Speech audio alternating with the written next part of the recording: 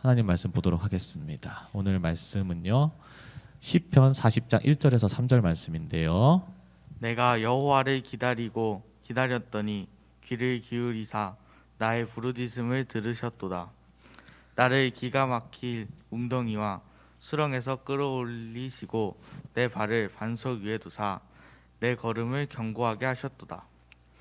새 노래 곧 우리 하나님께 올릴 찬송을 내 입에 두셨으니 많은 사람이 보고 두려워하여 여호와를 의지하리로다. 아멘. 말씀 우리 오늘 말씀의 제목이요. 미라클 세터가 되겠습니다. 네. 그래서 발음을 왜 꼬냐고 하면은 저도 할 말이 없어요. 네. 저희가 첫 주부터 기적에 대한 주제로 말씀을 계속 봤잖아요. 네.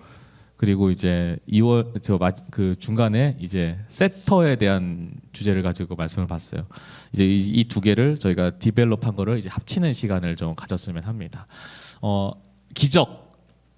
많은 사람들이 하나님을 모르는 사람들은 이 기적하면은 자연 법칙에서 일어나는 현상에서 설명이 되지 않기 때문에 과학적으로 일어날 수 없다고 하니까 그것을 이제 기적이다라고 이제 이야기를 하죠.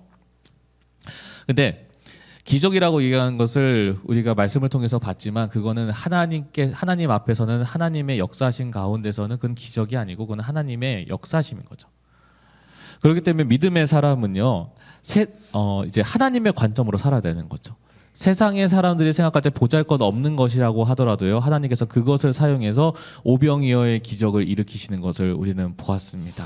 다시 말하면은 하나님께서 함께 하신다면은 우리가 세상 사람들은 기적이라고 하는 그 모든 것들은 하나님 안에서 하나님의 정밀하신 계획함에서의 하나님의 역사하심, 하나님의 손길들이라고 하는 거죠.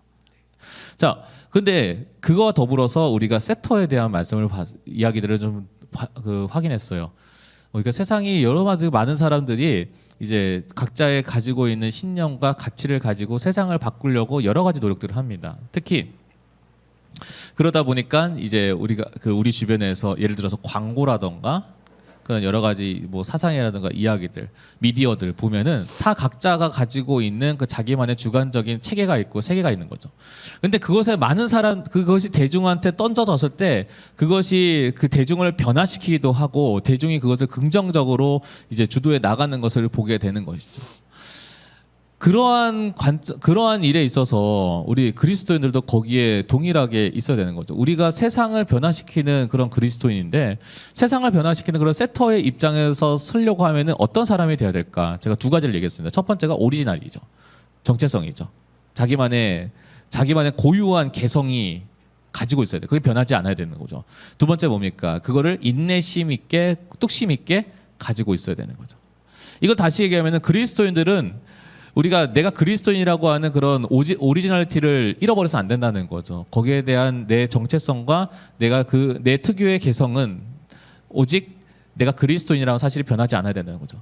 그리고 믿음의 사람은 세상이 어떻게 흘러가던 간에 그 믿음이 변하지 않고 인내하는 사람이 되어야 된다라고 하는 말씀을 보았어요. 자, 이제는 이 두 개를 합쳐보려고 합니다. 이제 미라클과 세터를 합치는 거죠. 예. 이게 합치면은 결국은 기적을 통해서 하나님의 역사하심을 통해서 세상을 변화시키는 사람이 되는 것. 그것이 하나님께서 우리에게 보여주셨던 사명이고 비전이라고 하는 것을 우리가 이 말씀을 통해서 우리가 먼저 기억하시고 생각하셨으면 좋겠습니다. 자, 성수야. 네. 여러분 성수에게 꿈이 있어요? 아니요, 꿈은 딱히 아직 없어요. 못 정했어요. 뭐 하고 싶어요? 어른이 되면 어떤 사람이 되고 싶어? 잘 모르겠는데 깊게 어떻게 되고 싶은지 생각을 안 해봐서 잘 모르겠어요. 마음이 깊네. 네. 이게 왜냐면은 저희가 우리 현석 쌤은 어떤 비전이 뭐예요? 저요? 네. 좀 좋은 아빠가 되는 게 꿈입니다. 좋은 아빠가 비전이에요. 네. 이게 우리가 비전했을 때 가끔 우리가 그런 생각해요. 이게 되게 거창할 거라 생각을 해. 네. 마치 내가 어릴 때부터 꿈을 잘 꿔야 이순신 장군이 될 것 같은. 네. 마치 내가 위인전에 나오는 그런 사람이 되는 게 꿈이라고 생각을 하는 거죠. 네. 그러다 보니까 점점 더 내가 크면서 그 꿈이 뭐가 돼? 점점 작아져.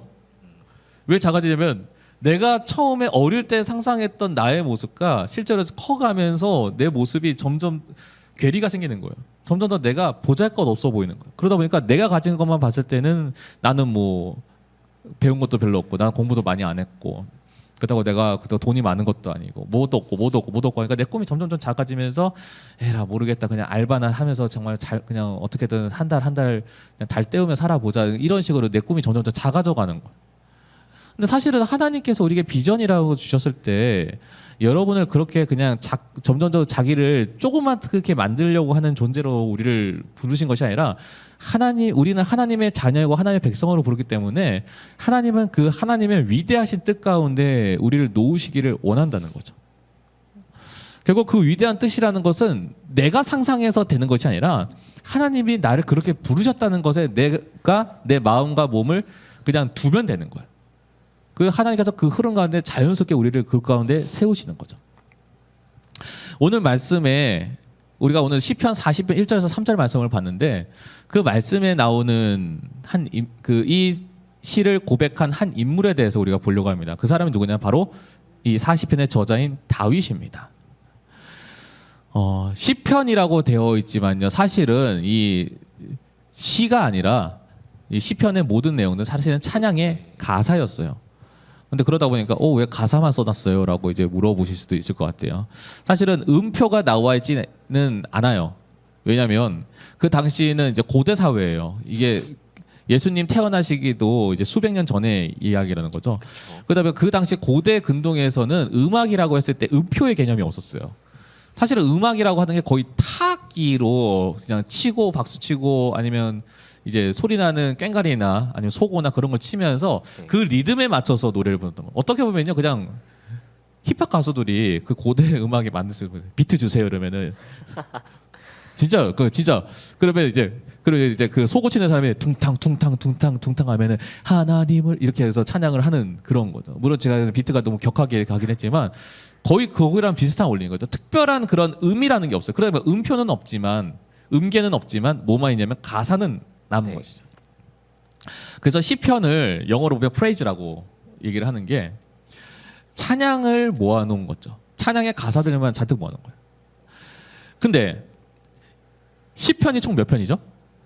5, 4, 3, 180 100 아니 더 넘 150편이에요. 네. 죄송합니다. 시편 총 150편인데 제가 다윗의 이야기를 했잖아요. 자, 문제 드릴게요. 다윗이 총 몇 편을 썼을까요? 찍어도 돼요. 괜찮아요. 40편. 네. 오케이. 40편. 모르겠습니다. 120편? 120편. 거의 그 시편의 저자가 다윗이네요. 네. 그 이제 추정한 거 빼고 네. 이제 다윗의 시라고 되어 있는 것만 합산하면은 75편 정도 돼요. 그러니까 거의 시편의 절반을 하셨네요. 다윗이 썼죠. 네. 네. 근데 그렇게 많은 시를 쓴 다윗, 그렇게 많은 찬양의 가사를 쓴 다윗이 과연 아무런 걱정이 없이 이 시를 썼을까요? 이 찬양을 불렀을까요? 우리는 때로는 착각을 해요. 신앙생활이라는 거는 시간이 되게 여유 있을 때, 또 문제가 별로 없을 때, 그럴 때 신앙생활을 하는 거라고 가끔 종종 우리는 착각을 해요. 그러면은 반대로 얘기하면은 급하고 중요한 일이 있을 때 신앙생활은 나중에 해야 된다고 이제 얘기를 하는 거예요. 그 중에 우리가 그 가장 큰 딜레마가 뭐예요? 교회 나올 때 평상시 잘 나와. 근데 월요일 날 중간고사네? 그럼 뭐해? 뭐예요 그러면? 시험 공부하죠. 예배는? 저는 드리고 와서 했어요. 항상. 훌륭합니다. 네. 저는 다른 사람 모르겠지만 나는 안 그랬다. 근데 저는 이게 성서의 믿음이 참 저는 되게 훌륭하다고 생각해요. 왜냐면 그러지 못하는 사람들이 중고등학생뿐만 아니라 청년들도 그런 사람들 많잖아요. 청년들 보니까요, 어른들 중에도 그러신 분 되게 많은 거야. 근데 여기서 우리가 중요한 게 뭔지 알아요? 저한테 목사님, 제가 이번 주에 정말 중요한 일이 있어가지고 예배를 못 와요라고 하는 거예요. 근데 그게 뭐 시험이 될 수도 있고 그게 다른 일들. 근데 여기서 우리가 되게 냉정하게 생각해 본다면 그러면은 예배가 중요한가요? 그게 중요한가요? 라고 하면 뭐가 중요하다는 거죠. 지금 이게 더 중요하다라고 나도 모르게 인정을 해버리는 거야. 그러니까 하나님을 만나고 하나님을 경배하고 하나님을 찬양하는 것보다 이거 하는 게 더 내가 지금 더 중요해요라고 나도 모르게 얘기를 해버리는 그런 결과를 초래하더라고요. 근데 저는 자신 있게 얘기할 수 있어요. 저는 왜냐면 이미 제가 그렇게 해봤거든요. 예배가 중요하냐 이게 중요해서 저는 그거를 포기하고 예배를 드려봤어요. 네, 네 맞는 말씀입니다. 근데 그 포기하고 예배를 드리는 것 통해서 제 마음 가운데 뭐가 이제 뿌듯함이 되게 뭐가 있었냐면은 내가 하나님 앞에 예배 드릴 때 내가 이 정도로 어마어마한 가치를 포기하고 하나님 앞에 예배 드려봤다라고 하는 그 자부심이 생기더라고요. 근데 물론 그거를 하나님께서 그냥 내가 자부심만 내 자기 만족만 하게 하는 것이 아니라 그걸 통해서 결과적으로 하나님께서 저를 놀랍게 또 인도해 주시는 것도 경험을 했지만 그 이야기를 하면 엄청 길어서 일단은 제가 그거는 나중에 말씀드릴게요. 네. 근데 저는 그래서 이렇게 얘기했었죠. 이 중요한 것을 예배를 포기하고 이 중요한 것을 할 때 그게 내 삶을 더 도와주고 더 나를 성공하게 만들 수 있는 그러한 가능성은 제공해 줄 수 있는지 모르겠어요. 시험 전날에 주일 예배 포기하고 내가 시험 공부하는 게 내 성적을 오를 수 있는 가능성은 제공해 줄지도 모르겠지만 왜 가능성을 예고하냐면은 확률적으로 높을지는 모르겠지만 100%는 아니라는 거예요. 저는 그렇게 얘기해 주면서 여러분 전날이 시험이면요 그 전날만 공부하지 말고 여러분 한 달 전부터 공부하면 돼. 근데 우리는 그 29일 동안은 실컷 놀다가 다음날 시험이라고 하는 그 초조함과 압박감 때문에 우리가 정말 중요한 걸 놓쳐버리는 거예요. 네, 맞아요. 그래서 저는 그렇게 얘기하고 싶어요.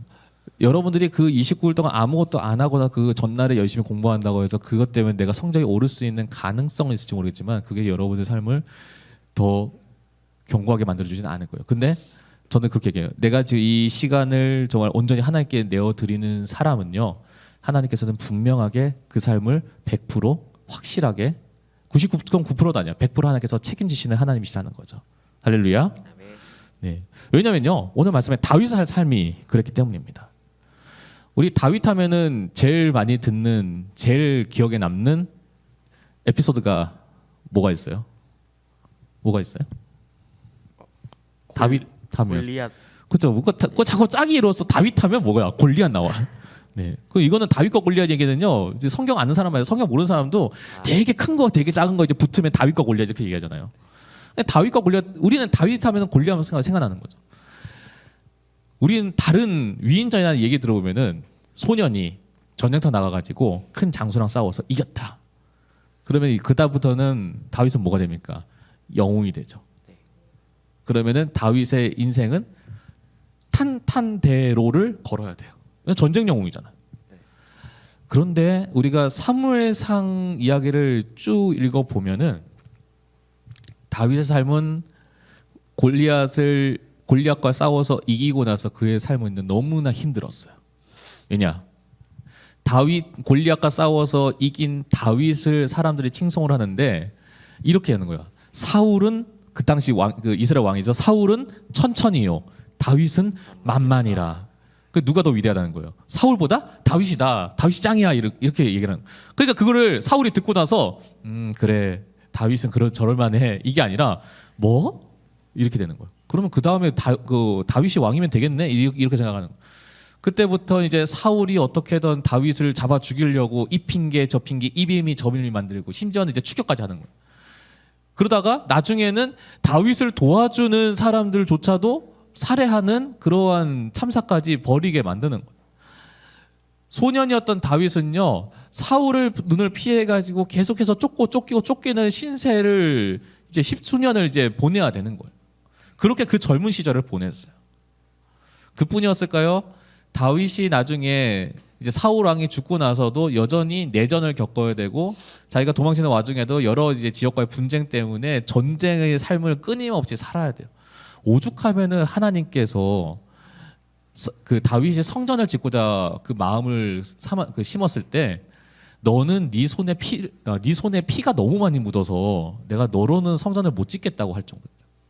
그러니까 다윗의 역사는요 다윗과 골리앗 이후에 그의 삶은요 자기가 바라는 삶이 아니라 자기가 원치 않는 삶에 계속해서 휘말려가지고 어려운 가운데 겪었던 삶이에요. 선생님 같으면은 그렇게 내가 어려움을 겪는 와중에 선생님은 어떤 삶을 살겠어요? 뭘 어떻게 살겠어요? 내가 예기치 않고 내가 바라지 않는 그런 어려움이 나한테 찾아왔어. 그럼 우리 선생님은 어떻게 대처하시겠어요? 되게 혼자 스스로 힘들어할 것 같은데요. 혼자 있어요. 네. 이렇게 집에서 그러니까 누구한테 의지할 사람이 있다면 의지하겠지만 그럴 사람이 없다면 그렇죠. 성수는 어떻게 할 것 같아요? 저는 도와달라고 많이 그냥 여러 사람들한테 많이 말할 것 같은데요. 그렇죠. 근데 이게 내가 좀 천천히 다가오는 어려움에 대해서는 우리가 그럴 수 있을 것 같아요. 근데 갑자기 찾아오는 정말 말도 안 되는 어려움이 때로는 좀 억울해 보이는 어려움이 나한테 찾아온다고 하면 그거는 감당이 안 되는 거예요. 근데 다윗은 그러한 삶을 계속해서 사는 거죠. 근데 그러한 삶을 살면서도 다윗은 계속 뭐합니까? 도망치면서도 시간 날 때마다 하나님을 찬양하는 시를 쓴 거죠. 그게 다윗의 삶이었다는 거죠. 다윗은 그러한 노래를 불렀던 것이 그래서 그렇게 하나하나 하나님을 찬양했던 시들이 모이기에 이제 시편에 무려 75편이나 기록되어 있었다는 겁니다.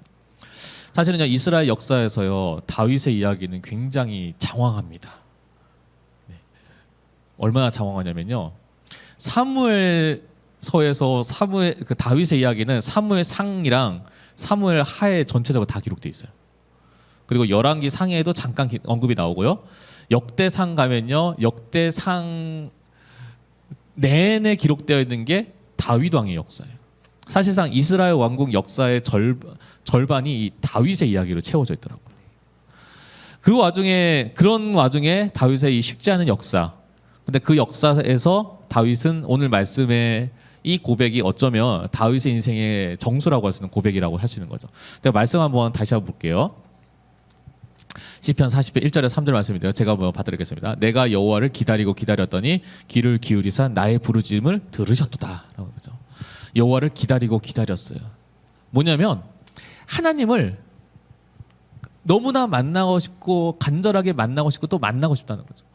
그래서 하나님께서 하나님 제발 저를 만나주세요. 하나님 저의 찬양을 받아주세요. 저의 예배를 받아주세요라고 하는 그런 간절한 고백으로 하나님을 찾았던 이가 바로 다윗이라는 거죠. 근데 하나님께서 그 간절한 그 바람과 부르짖음을 들어주셨다라고 하는 것이 1절의 고백입니다. 그러면서 2절에 살면서 이렇게 나와요. 나를 기가 막힌 웅덩이와 수렁에서 끌어올리시고 내 발을 반석 위에 두사 내 걸음을 견고하게 하셨더라. 내가 아까 제가 말씀드렸잖아요. 갑자기 나한테 예기치 못할 그런 어려움이 찾아올 때 하나님께서 나를 건져주시고 나를 도와주셨다. 내가 하나님을 그렇게 찾았더니 내가 하나님을 그렇게 의지했더니 하나님께서 나를 그렇게 만들어주셨다라고 하는 거죠. 사실 제가 그런 경험이 한 번 있어요. 제가 청년부일 때 갑자기 청년부 소그룹 리더가 저한테 뭘 시켰냐면 그때 청년부 예배가 저희처럼 이게 주일 예배 이렇게 하는 게 아니고 토요일 예배였거든요. 진우가였지만 네, 이거 방송실에 사람이 없대. 아 그래요? 네가 했으면 좋겠어 이런 거. 다짜고짜. 아 그래요? 그러면 방송실에 뭐 다른 같이 하시는 분이 있어요? 아니 너 혼자 해야 돼. 저 하나도 모르는데요. 아 방송실 간사 가르쳐 줄 거야. 그래서 진짜 토요일 날 예배 때 방송실 간사가 와가지고는 뭐뭐 해야 되는지를 그냥 대충 알려주고 가버린 거예요. 대충 알려주고 가니까 뭐 이제 컴퓨터 어떻게 할 줄 아니까 이렇게 하면 되겠지라고 했는데 예배 시작하기 10분 전에 화면이 안 나오는 거야. 빔 프로젝터 틀었는데 화면이 아무것도 안 나와. 퍼렇게만 나와. 근데 그때는 지금이야 제가 그러면 아 이거는 대충 무슨 문제겠구나 이렇게 생각을 할 텐데 아무것도 안 나오고 내가 뭘 해야 될지 모르고 그리고 지금 저희 교회에 있는 방송실보다 그 당시에는 이제 아날로그다 보니까 방송 장비가 더 복잡했어요. 네. 뒤에 가니까 선이 엄청나게 이제 복잡하게 얽혀져 있는데 도대체 뭘 건드려야지도 모르겠고 진짜 제가 이 기가 막힌 웅덩이와 수렁에 내가 빠진 거야. 이거 내가 지금 해결 못하면 전부 다 내가 잘못한 것 같고 내가 예배 다 망칠 것 같고 그런 생각이 드니까 진짜 제가 하늘을 우러러서 이제 하늘을 봐서 이렇게 했어요. 하나님 예배잖아요. 이거 어떻게 해야 돼요? 이랬거든요. 근데 지금 그러고 나서 내가 이러고 나서 다시 이게 밑을 봤어. 네.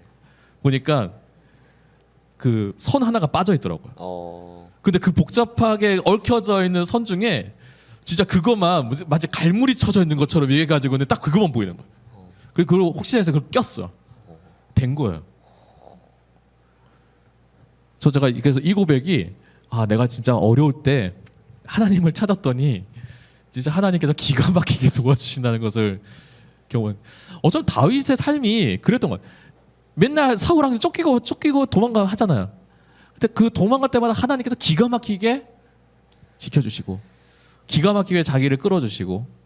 근데 더 이상은 이제 자기가 어릴 때의 그런 연약함이 아니라 한 걸음 한 걸음 하나님께서 더 견고하게 나를 세워주시구나를 이제 보게 되는 거죠. 그래서 3절에 이렇게 고백을 합니다. 새 노래 곧 우리 하나님께 올릴 찬송을 내 입에 두셨으니 많은 사람이 보고 두려워하여 여호와를 의지하려다.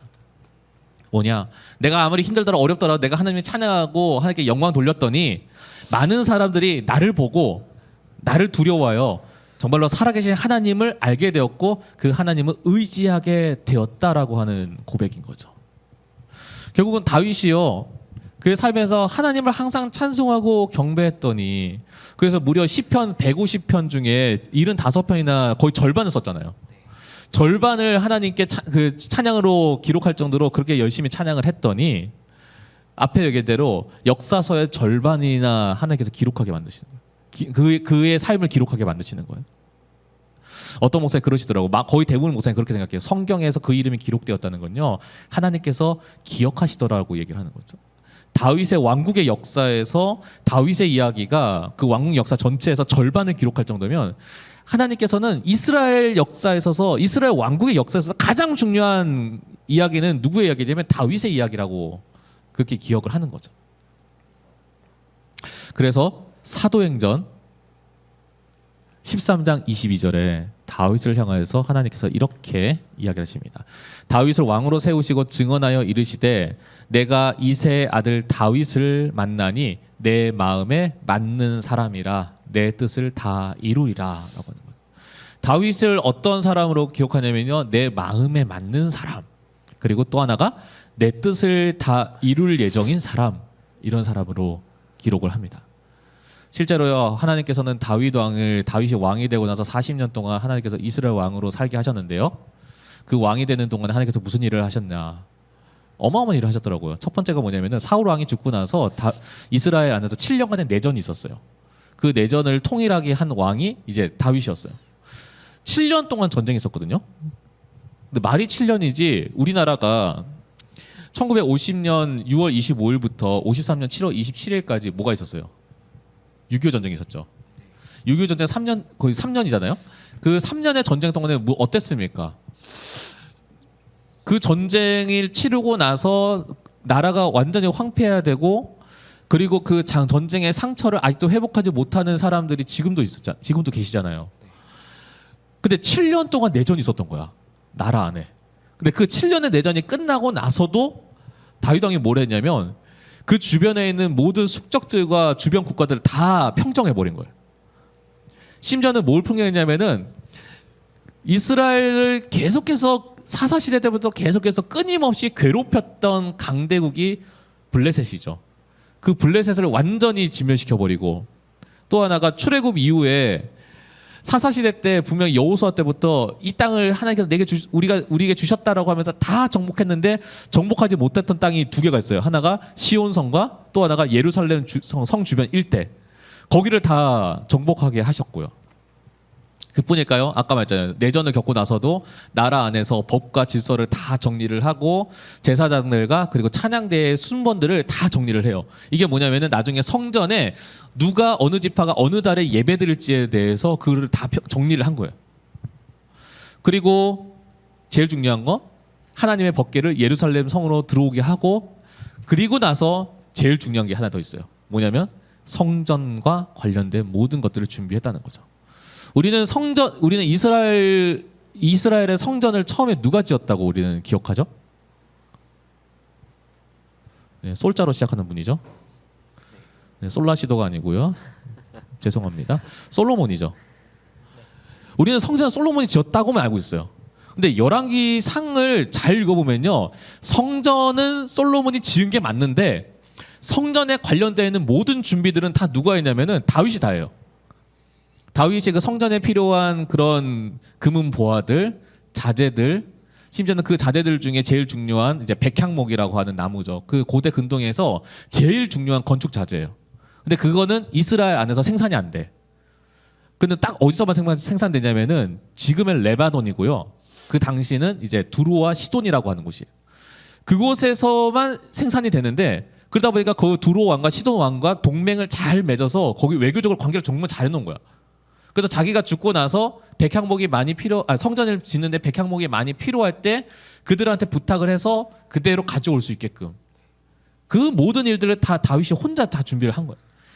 죄송하지만요, 솔로몬은요 성전 짓는 데 있어서 이런 표현 써도 되는지 모르겠어요. 밥숟가락만 올려놨을 뿐이에요.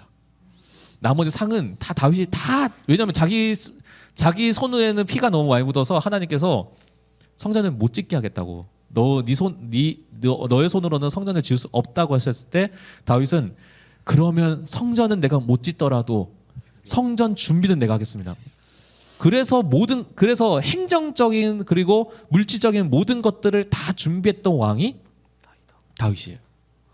그래서 하나님께서 다윗을 그렇게 사랑하시고 역사서 절반에 기록될 정도로 그렇게 기억하시는 거죠. 어떻게 보면요, 다윗 자체의 삶이 기적인 거죠. 그 조그만 아이가 3m나 되는 거인과 1대1로 붙어서 이겼어요. 도망자가 됐어요. 다른 사람이 쫓아가는 것도 아니라 왕이 군대를 이끌고 쫓아다니는데도 한 번도 해함당하지 않아요. 왕이 됐어요.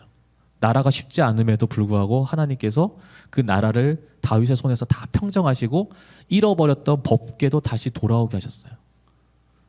그리고 그 다음 때인 솔로몬 때는 더 부강한 나라가 되도록 하나님께서 그 밑바탕을 다윗의 손을 통해서 만들어 놓으세요. 나중에 뭐가 됩니까? 그 족보에서 메시아의 신 예수 그리스도께서 태어나시는 거죠. 어떻게 그 인생 가운데, 어떻게 보면 다른 시골의 변방에 베들레헴이라는 작은 동네에 이름 모를 한 집안의 그 또 꼬맹이가 그런 아들이 될 수 있었을까? 그런 사람이 될 수 있었을까? 저는 그 비결이 그를 하나님께서 그렇게 만드셨기 때문이에요. 근데 그를 그렇게 하나님께서 만드신 그 비결에 바로 그의 마음이 항상 하나님을 찬양하고자 하는 그 마음이 있었기 때문이에요. 저는 그게 기적이라고 봐요. 그래서 우리가 오늘 이 말씀을 통해서, 우리 말씀의 제목이 미라클 세터잖아요. 우리의 삶에서의 기적은 무엇을 통해서 일어나냐? 결국은 하나님께서 역사하셔야 됩니다. 그러면 하나님께서 역사하시는 그런 삶은 어떤 삶이냐? 내 삶에서 하나님께서 역사하시려면 어떻게 되느냐? 간단한 것 같아요. 내가 하나님을 기쁘시게 하는 일에 열심을 다하는 삶입니다. 우리가 그 삶을 사는데 힘쓰고 그 삶을 사는데 노력하는 그런 우리 삶이 되어서, 요즘 쉽지 않잖아요. 우리의 삶. 코로나 때문에 쉽지 않고, 코로나가 늘었다 줄었다 하면서 언제 이가 끝나나, 백신도 만들어진 것처럼 보이지만 맞아도 괜찮다 안 괜찮다 언제 이게 끝나나, 우리가 이렇게 갈팡질팡할 때 결국 우리가 바라볼 분이 바로 하나님밖에 없다는 거. 세상은 바꾸지 못하지만 결국 하나님은 우리의 삶과 우리의 모습을 바꿀 수 있는 그런 전능하신 하나님이심을 우리가 믿고 의지하며 나아가시는, 그래서 우리가 정말 우리의 삶이 미라클 세터가 되는 저와 여러분 되시기를 간절히 소망합니다.